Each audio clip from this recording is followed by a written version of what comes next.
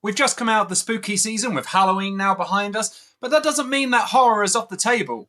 VR has often been considered a fantastic place for horror experiences, so we're going to take a look at another one today. Nox Noctis's Overdark, a do not open story.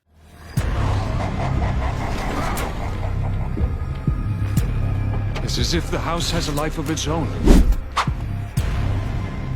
So Nox Noctis is a developer that has got some VR horror chops.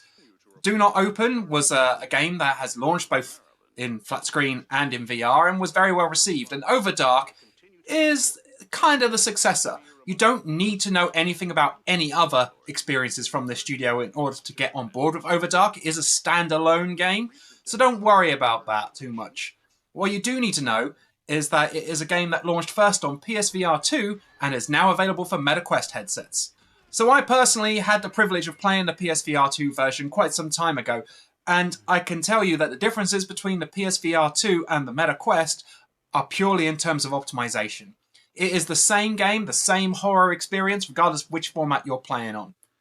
And what we have in that horror experience is a game that's full of puzzle solving, exploration, jump scares, and more besides. A lot of the game takes its cues from the survival horror genre. That is in terms of the puzzling, not really in terms of how you as the player live in the world. There's no health meters or ammo counts or anything like that to worry about. It is a game in which the instance that you're in, the moment that you're in, is the moment that you are playing. You're not going to have to backtrack and find ammo that you've left behind or searching through cupboards or anything like that. There are incidental objects that are littered around, and it's surprising the balance between what is interactive and what's not. Honestly, I feel like there's a bit of confusion here. Sometimes you'll think, oh yes, that toolbox, I can nudge that around and play with it for a little bit, so this one I can as well, and then you'll find that actually it's just background scenery. So while it's nice that there are some interactive elements in the world, it's not always obvious what will be and what won't be. In terms of what's essential for the game, however, these all have symbols like little circular icons showing you what can be picked up and what needs to be picked up in order to progress. This isn't always the case when it comes to objects that are going to be used right here and right now in this puzzle and don't need to be held. For example, statues that you can drag across the floor. They have obvious places where you can hold them in order to move them. And after the first demonstration of this, lifting a barrel in the underground basement to move it out the way, it comes pretty natural. This object needs to be moved to this point in order to progress, and so on. So it's only really smaller objects, incidental objects that might be hiding in a dark corner that you get this icon for. And that really is, I would suggest, it's become evident that this is required through playtesting. I do believe that Nox Noctis is a studio that loves VR horror and has played this game extensively to understand how people coming into the game will feel. And that is particularly evident by the way in which it ramps up the jump scares. The game starts by building an atmosphere, it's very creepy and so on, and it takes you through a series of very small sections of mostly exploration with some light puzzling, but the occasional and very unexpected jump scare, before building up tension and giving more elaborate set pieces. So the way in which the game folds out is very well crafted.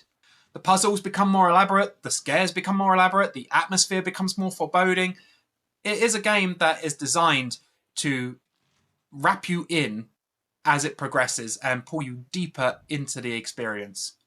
Unfortunately, the story wavers quite a lot. You are visiting Mike.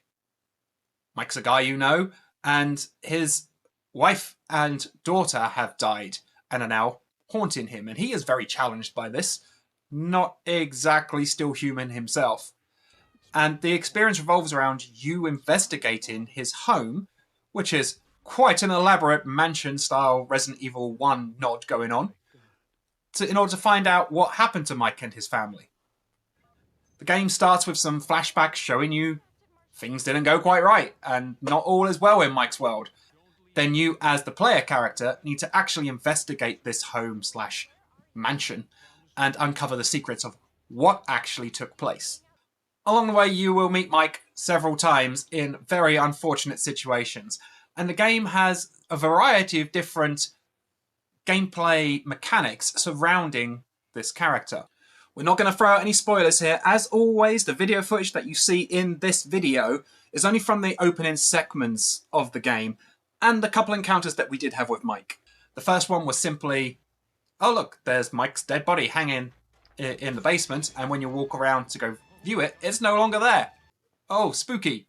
And then a second encounter where he pushes you down some stairs and a mechanic kicks in where the game asks you not to move your head or hands, obviously the two motion inputs that the MetaQuest has, because if you do, he will not be happy.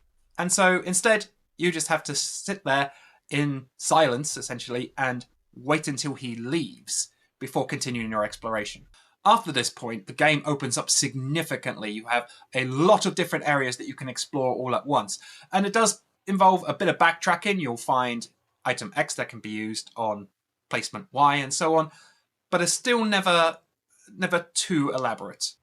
You'll often find that the items you need are very obvious in where their placement is. You'll often see the placement before you see the item that you require. And you'll be knowing, oh, okay, so in order to access this, I need to find whatever item it may be.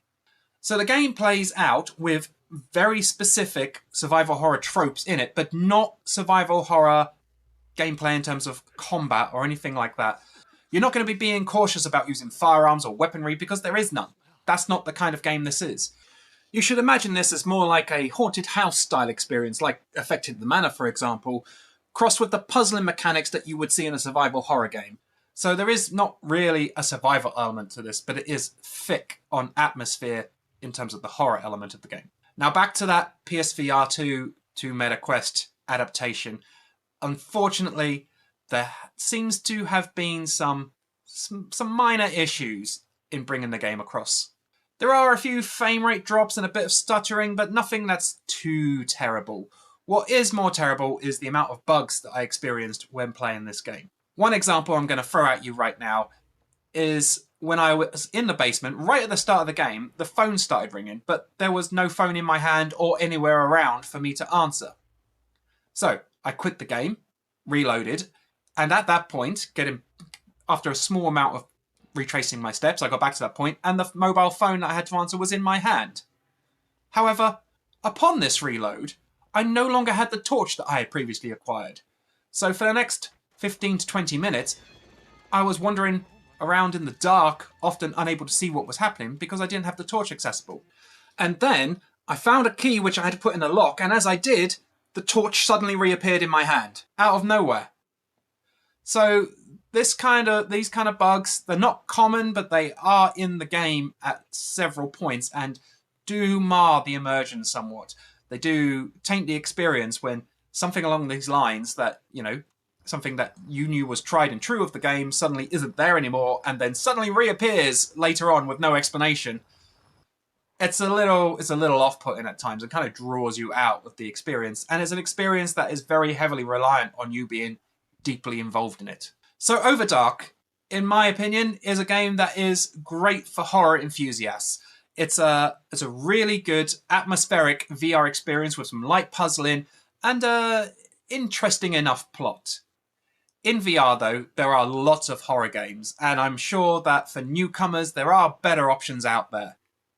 So for horror aficionados, don't hesitate, jump straight into Overdark, whether you're on PSVR 2 or MetaQuest headsets, if you can forgive a few bugs here and there. For newcomers to horror, maybe check out some of the other stuff that's available before jumping in here.